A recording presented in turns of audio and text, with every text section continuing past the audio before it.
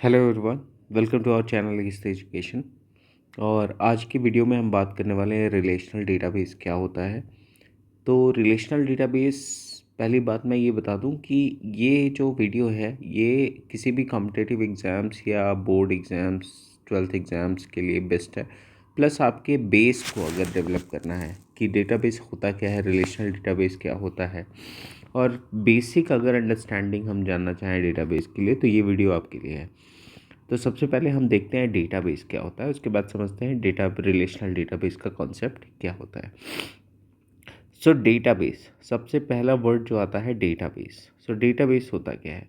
तो डेटाबेस को आप इस तरह समझ सकते हो कि अगर हम एक कंटेनर ले लें, let's say a container, and where we have plenty of data, okay, और इन डेटा को हम किसी फॉर्म में स्टोर कर दें, such as a table, okay, एक टेबल की रिप्रेजेंटेशन में। और टेबल को आप इस तरह समझ सकते हो कि जैसे मैंने एक एम्प्लॉय का टेबल क्रिएट किया, हमारे पास एक एम्प्लॉय का टेबल है, तो एम्प्लॉय का अपना एक आईडी हो सकता है, उसका नेम हो सकता है, उसका कॉन्टैक्ट हो सकता है, ठीक है। तो ये मैंने एक टेबल क्रिएट किया और इस टेबल के अंदर ढेर सारे डेटा है, जैसे एम्प्लॉय 101 है, 102 है, 103 है। तो ये सब क्या है यहाँ पे, ये सब हम कह सकते हैं सब डेटा है, ठीक है। और डेटा किसका है? एक एम्प्लॉय का है। और ये पूरा क्या रेफ़र करता है? एक टेबल रेफ़र करता है। और टेबल यहाँ पे, जो टेबल है ये पूल ऑफ डेटा है, ठीक है। तो ये डेटाबेस के अंदर हम देखते हैं कई हमारे कलेक्शन ऑफ डेटा होते हैं, जो कि हम किस फॉर्म में रखते हैं? टेबल के फॉर्म में रखते हैं, ठीक है। तो सबसे पहले डेफिनेशन में आते हैं।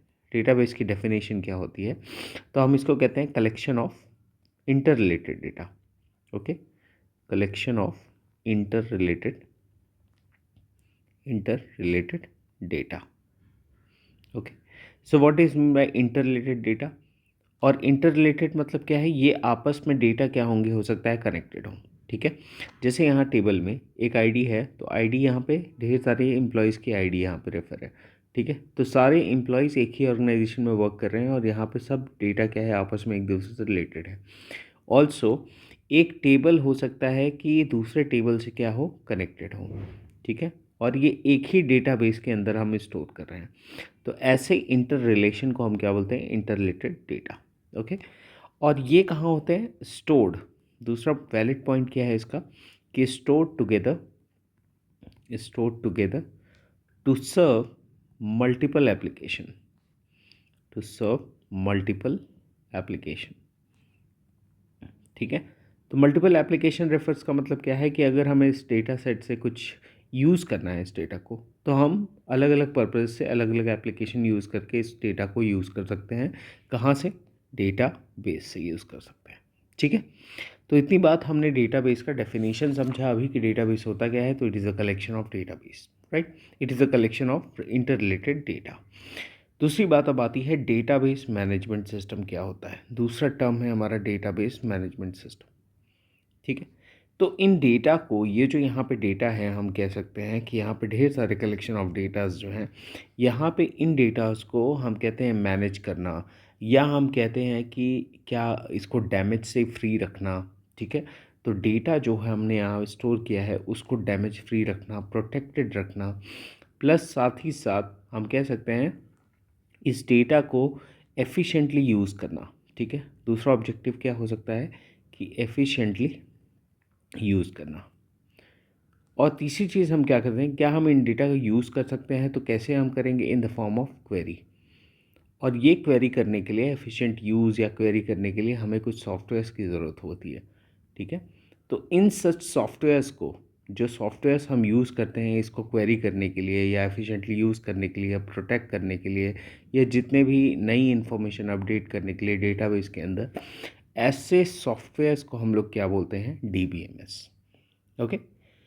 तो यहाँ पे DBMS का डेफिनेशन क्या निकल जाता है कि हम कह सकते हैं कि एक रिस्पॉन्सिबल, अगर हम कहें कि एक रिस्पॉन्सिबल यूज़ है, ठीक है, रिस्पॉन्सिबल यूज़ करें हम डेटा को, पहली बात क्या, फॉर स्टोरिंग, अगर हम उसमें चाहें डेटा स्टोर कर सकते हैं फॉर स्टोरिंग, एंड साथ ही साथ हम कह सकते हैं मेंटेन करना इसके अंदर, मेंटेनिंग दैट, मेंटेनिंग, और ये कह सकते हैं क्या? यूटिलाइजिंग, यूटिलाइजिंग, ठीक है।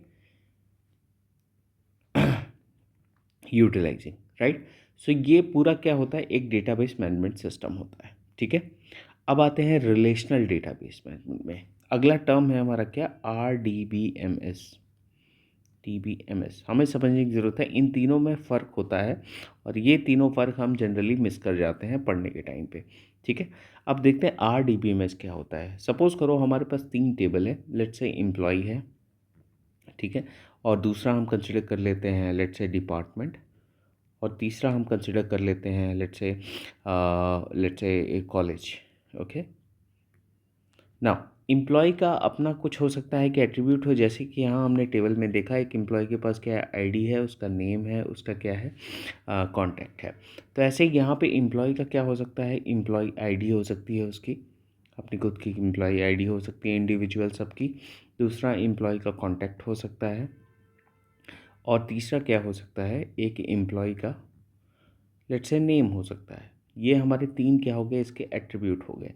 तो जो इसकी प्रॉपर्टी को रिफ्लेक्ट करे वो एक टेबल का क्या हो गया, एट्रीब्यूट हो गया। नाउ दूसरा हम कह सकते हैं डिपार्टमेंट। डिपार्टमेंट के पार्ट क्या हो गए, डिपार्टमेंट उसका आईडी हो गया, डिपार्टमेंट का नेम हो सकता है, ठीक है। तीसरा चीज़ क्या हो सकता है, डिपार्टमेंट का नेम, एंड देन डिपार्टमेंट का हम कह सकते हैं contact, let's say contact, okay. ऐसे ही अपनी कॉलेज की भी क्या हो सकती है, आईडी हो सकती है, कॉलेज का नेम हो सकता है, और कॉलेज का let's say college contact, okay. तो यहाँ पे मैंने क्या लिया है, यहाँ पे 3 रिलेशन लिए हैं। रिलेशन का मतलब इनको मैं अगर रिप्रेजेंट करूँ किस फॉर्म में करूँगा, टेबल के फॉर्म में, ठीक है। लेट्स से हमने इसको टेबल का नंबर 1 दे दिया, 2 दे दिया और 3 दे दिया, ठीक है। अब ये टेबल को हम और भी एक नाम से जानते हैं। टेबल यहाँ पे एम्प्लॉय का भी हो सकता है, डिपार्टमेंट का भी हो सकता है, कॉलेज का भी, और इसी टेबल को हम एक और वर्ड से जानते हैं, that is called as a relation, ठीक है। अब यहाँ पे रिलेशन का मतलब क्या हुआ कि हर टेबल में जो भी यहाँ पे रेफ़र करता है वो टपल्स रिलेशन रेफ़र करता है। जैसे यहाँ पे एम्प्लॉय आईडी अगर हम देखें तो यहाँ पे 101 क्या है, यू एम्प्लॉय की आईडी है। लेट्स से एम्प्लॉय का नेम क्या है, ए है। लेट्स से एम्प्लॉय का कॉन्टैक्ट क्या है, 91 है। तो क्या हम एक रो को अगर यहाँ पर कंसिडर करें, 1 रो, तो ये एक रिलेटेड डेटा है ना। अगर हम 101 को पिक करते हैं यहाँ से, तो यहाँ से पूरा का पूरा रिकॉर्ड यहाँ से निकल के आता है, किसका, एक एम्प्लॉय ए का, उसका कॉन्टैक्ट, फर्दर आगे उसका एड्रेस भी हो सकता है, कुछ और भी कॉन्टैक्ट हो सकते हैं, ठीक है। तो यहाँ पर रिलेशन जनरली रेफ़र करता है कितने नंबर ऑफ़ रोज़ है, ठीक है। तो रोज़ भी हो सकते हैं एक टेबल में, और हम कह सकते हैं कॉलम भी हो सकते हैं टेबल में, करेक्ट।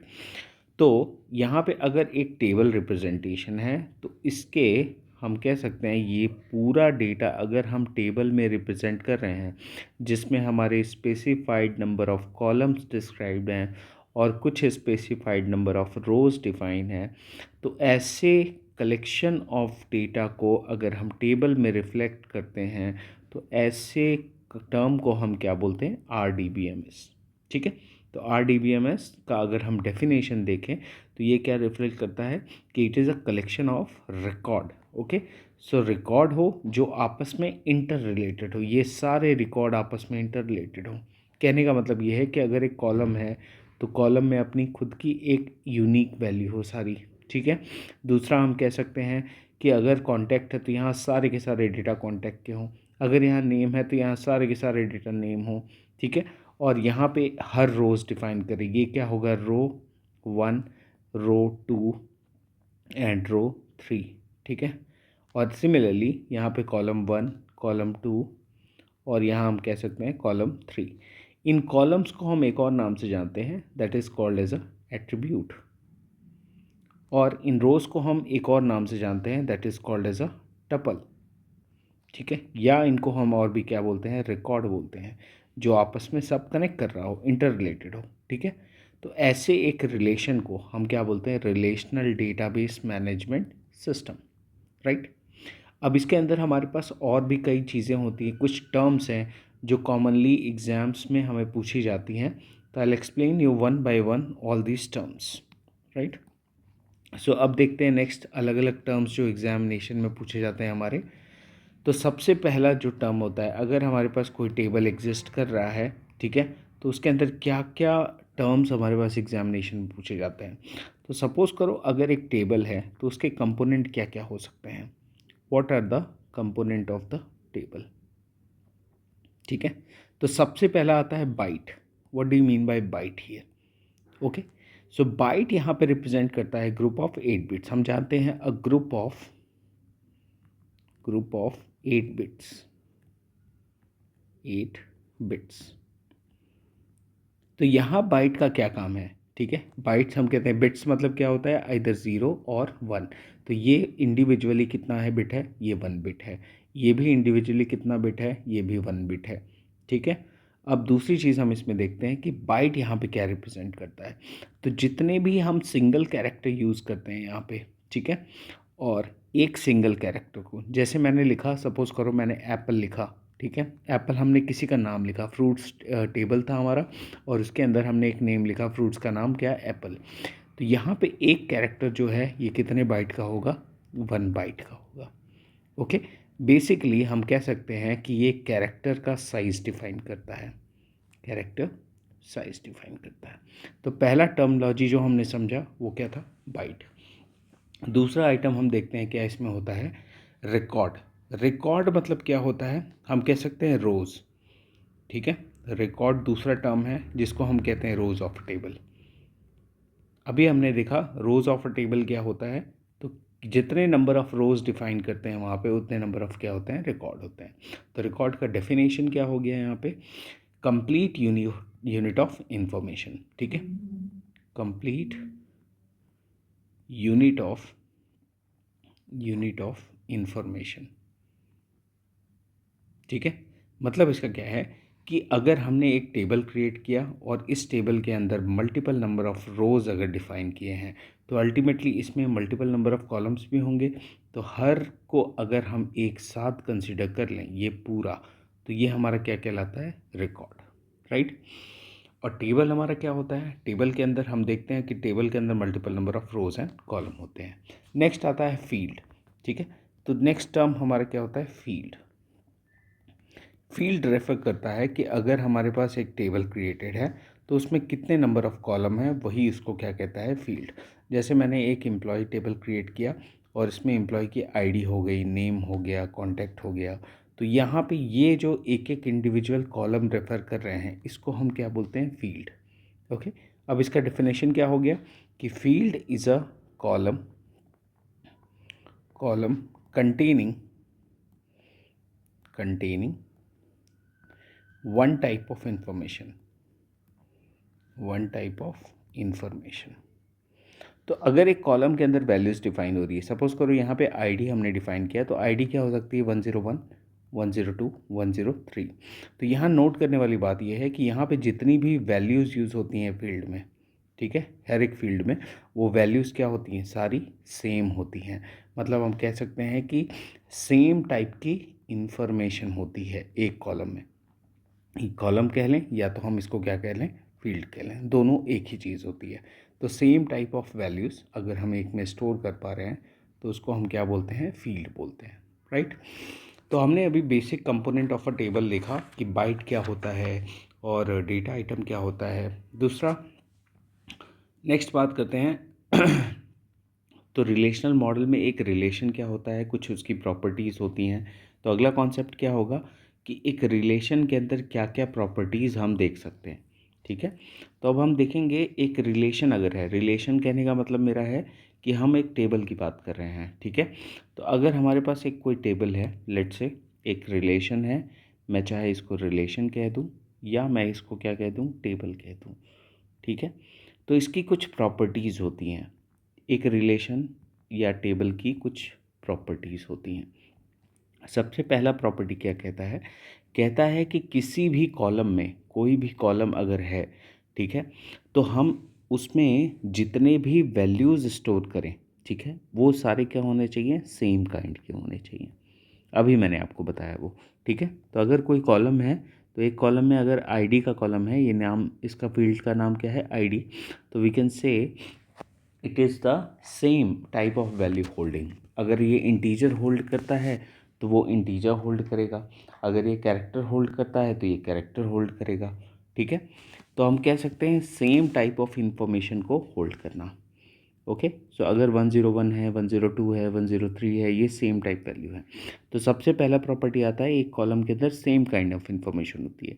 दूसरा प्रॉपर्टी कहता है कि इसमें अगर हम रो डिफाइन कर रहे हैं, जैसे मैंने यहाँ पे 101 लिया, एक नेम लिया और इसका +91 क्या है, कॉन्टैक्ट है। ठीक है, तो ये मैंने एक रो डिफाइन किया, ये हमारा एक रो है। तो इस रो में हम कह सकते हैं सारे एटॉमिक वैल्यूज़ होने चाहिए। रो के वैल्यूज़ जो होने चाहिए वो सब के सब एटॉमिक होने चाहिए। एटॉमिक का मतलब ये होता है कि एक रो में कंसीडर सिर्फ और सिर्फ एक ही वैल्यू होनी चाहिए। ऐसा नहीं है कि एक रो में एक जगह 101 की जगह मैंने 101 और 102 दो वैल्यू यहाँ डाल दी एक रो में, ये क्या होगा, इनवैलिड होगा। हमेशा वैलिड क्या होगा, सिंगल वैल्यू, राइट।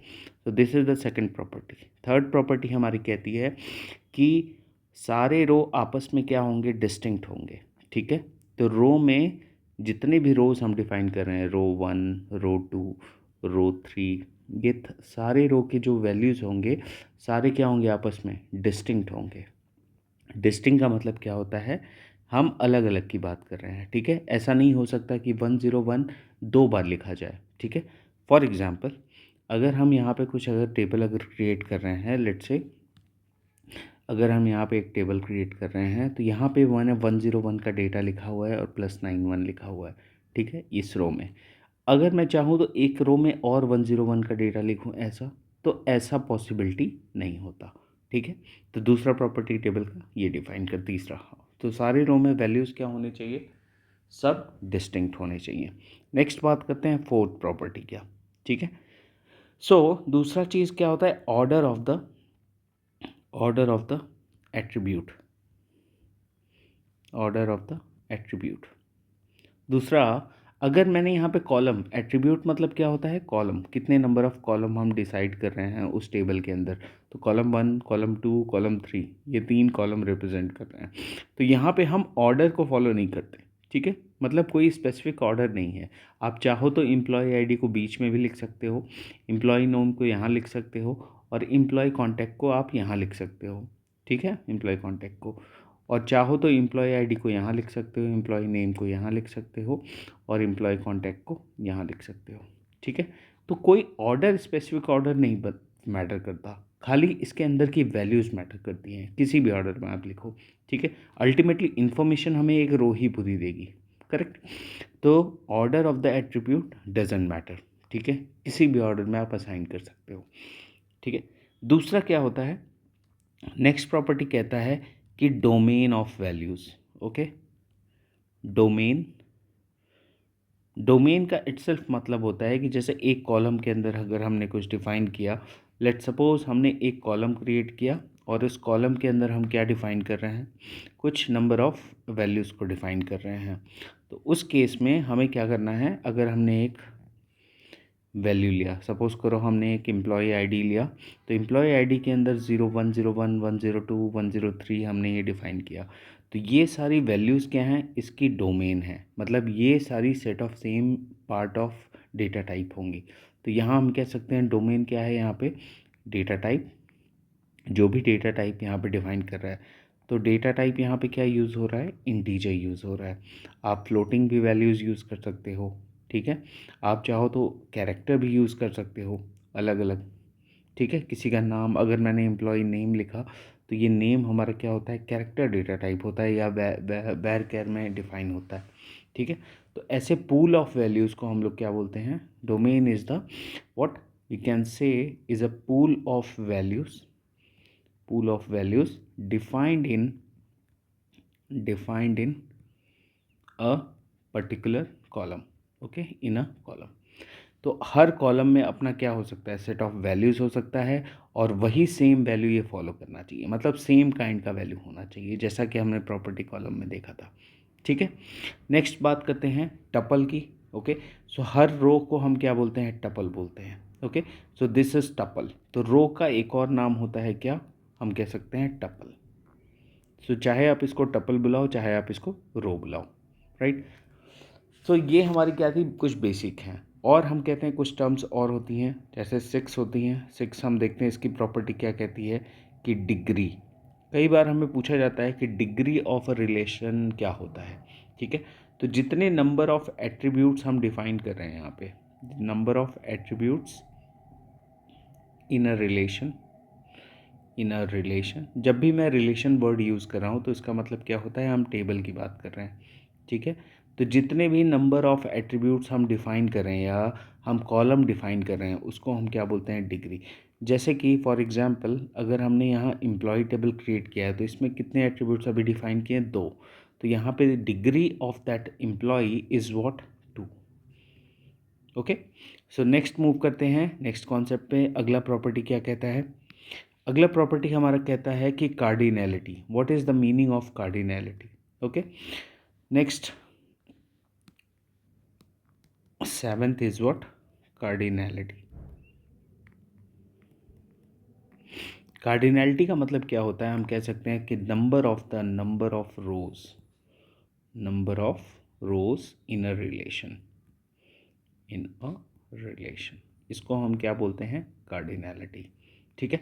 तो अगर कोई टेबल डिफाइन है, सपोज करो ये हमारे पास क्या है, एक टेबल डिफाइन है, तो हमने यहाँ 1 रो डिफाइन किया, 2 रो डिफाइन किया, 3 रो डिफाइन किया, तो इसकी कार्डिनैलिटी कितनी होगी, 3, ठीक है। ये एक एम्प्लॉय टेबल की अगर हमें कार्डिनैलिटी पूछता है तो इसकी क्या होगी value, 3। This is the output, right. So this is what the basic component of a relational database management system, ठीक है। कुछ और चीज़ें हैं जो हमें समझनी पड़ेगी टेबल के रिस्पेक्ट में। तो हम कुछ समझते हैं कि यूनिक क्या होता है, ठीक है, यूनिक वैल्यूज़ क्या होती हैं टेबल में। तो सपोज़ करो हमने एक टेबल क्रिएट किया, ठीक है, और इस टेबल के अंदर पहली जो एट्रीब्यूट है हमने डिफ़ाइन किया, लेट्स से स्टूडेंट आईडी। एक टेबल क्रिएट कर रहे हैं स्टूडेंट, इस स्टूडेंट को हम किन किन नामों से जानते हैं, लेट्स रिवाइज दैट। सबसे पहला क्या होता है, इसको एक रिलेशन कहते हैं। दूसरा हम क्या कह सकते हैं, इसको एक एंटिटी भी कह सकते हैं, ठीक है, एंटिटी, या हम क्या कह सकते हैं, टेबल। ये तीनों नाम क्या होते हैं, सेम होते हैं। दूसरा एट्रीब्यूट हम किसको कहते हैं, जितने भी नंबर ऑफ कॉलम्स हम डिफाइन कर रहे हैं उसको हम क्या बोलते हैं, स्टूडेंट कॉन्टैक्ट यहाँ पे। तो हर एक को हम क्या बोलते हैं, इसके एट्रीब्यूट, ठीक है। तो यहाँ पे सेट ऑफ एट्रीब्यूट्स हैं, यहाँ पे कितने एट्रीब्यूट्स हैं हमारे पास स्टूडेंट के, 3 हैं, student ID, student name and student contact. Okay, so इसको हम ऐसे भी लिख सकते हैं, स्टूडेंट और स्टूडेंट के आगे ब्रैकेट, तो और तीनों ID, student ID, student name, और दूसरा क्या हो सकता है, स्टूडेंट का कॉन्टैक्ट। ओके, तो ये इसको इस तरीके से भी हम रिप्रेजेंट करते हैं। यहाँ पे ये स्टूडेंट क्या हो गया, एंटिटी या टेबल का नाम, ठीक है। नेक्स्ट आते हैं, यहाँ पे अगर मैंने स्टूडेंट आईडी 101 दिया है, 102 दिया है, 103 दिया है, 104 दिया है, ठीक है। तो यहाँ पे एक रो को यूनिकली अगर हम इस कॉलम की बात करें, अगर कितने कॉलम्स हैं यहाँ पे, 3, ठीक है। इन तीनों में कोई एक ऐसा एट्रीब्यूट ज़रूर होगा जो इस टेबल को यूनिकली आइडेंटिफाई कर रहा हो। मतलब वो अपने में ये क्या यूनिक हो सकता है, जैसे कि हमारे पास नाम क्या हो सकता है, सेम हो सकता है। कॉन्टैक्ट भी हो सकता है कि 2 भाई हैं, दोनों का कॉन्टैक्ट क्या हो, सेम हो। लेकिन आईडी जो होती है स्टूडेंट की, वो क्या होती है, अपने में यूनिक होती है ना। यूनिक मतलब हम कह सकते हैं कि ये एक ऐसा एट्रीब्यूट है जो इस टेबल को यूनिकली आइडेंटिफाई कर रहा है, ठीक है। तो ऐसे एट्रीब्यूट को हम क्या कहते हैं, प्राइमरी की। प्राइमरी की वो एट्रीब्यूट कहलाता है जो एक टेबल या रिलेशन को यूनिकली आइडेंटिफाई कर रहा हो, ठीक है। तो ये हमारे कुछ बेसिक प्रॉपर्टीज़ हैं एक रिलेशन के। पहली बात, कॉलम में वैल्यू सेम काइंड होनी चाहिए, रोज़ हमारे वैल्यू एटॉमिक होने चाहिए, रोज़ डिस्टिंक्ट वैल्यू होनी चाहिए, और ऑर्डर ऑफ एट्रीब्यूट मैटर नहीं करता, आप किसी भी ऑर्डर में इसको लिख सकते हो। डोमेन क्या होता है, एक कॉलम के अंदर कितने भी टाइप के आप एक सेम टाइप का वैल्यूज़ आप डिफाइन करते हो, और वो सेम टाइप के वैल्यूज़ को हम क्या बोलते हैं, pool of values, that is called the domain. और नेक्स्ट हम बात करते हैं डिग्री की। तो डिग्री क्या होता है, नंबर ऑफ़ एट्रीब्यूट्स, कितने कॉलम आपने डिसाइड किए हैं एक टेबल में, वो आपके क्या हो गए, डिग्री हो गए। नेक्स्ट हमारा आता है कार्डिनैलिटी। कार्डिनैलिटी डिफाइन करता है कि नंबर ऑफ़ रोज़ कितने हैं एक रिलेशन में, वो डिफाइन करता है। सो आई होप आपको बेसिक रिलेशनल डेटाबेस, तो तीनों के बीच में बहुत डिफरेंस होता है। पहला हमारा डेटाबेस क्या होता है वो हमें अंडरस्टैंड करना होगा। दूसरा डीबीएमएस क्या होता है, ठीक है, और एक रिलेशनल डीबीएमएस क्या होता है, ठीक है। अब एक और चीज़ हम आज डिस्कस कर लेते हैं इसी वीडियो में कि हमारे पास डीबीएमएस में कौन कौन से हमारे पास अलग अलग सॉफ्टवेयर जो रिप्रेजेंट होते हैं, ठीक है। तो बहुत से ऐसे हैं डीबीएमएस में, जैसे हम कह सकते हैं कि डीबीएमएस क्या होता है, बेसिकली डेटाबेस मैनेजमेंट सिस्टम। तो ये एक तरह का सॉफ्टवेयर होता है जिसके थ्रू हम डेटाबेस में क्वेरी करते हैं। अब इन सॉफ्टवेयर के लिए सपोज़ करो मैंने एक माई एसक्यूएल सॉफ्टवेयर लिया, तो यहाँ पे माई एसक्यूएल जो है ये एज अ सर्वर काम करता है, ठीक है, जहाँ पे रिकॉर्ड कुछ स्टोर होते हैं या मैनेज किया जाता है। और इस सर्वर के अंदर एक हमारे पास सेट ऑफ कमांड यूज़ करते हैं, उसको हम लोग कहते हैं स्ट्रक्चर्ड क्वेरी लैंग्वेज। ओके, तो ये SQL is a set of commands which is you going to help for making the queries in the database, right. तो ये कन्फ्यूज़न और ये बहुत से बच्चों में ये कन्फ्यूज़न होती है कि डेटाबेस क्या होता है, रिलेशनल डेटाबेस क्या होता है, और डेटाबेस मैनेजमेंट सिस्टम क्या होता है, और माई एसक्यूएल और एसक्यूएल के बीच में क्या डिफरेंस होता है। तो एक तरह से क्लाइंट सर्वर का आप आर्किटेक्चर समझ सकते हो कि सर्वर एज अ हमारे पास स्टोरेज कंटेनर की तरह काम करता है, और एसक्यूएल हमारे पास यूज़र से कम्युनिकेट करने के लिए काम करता है।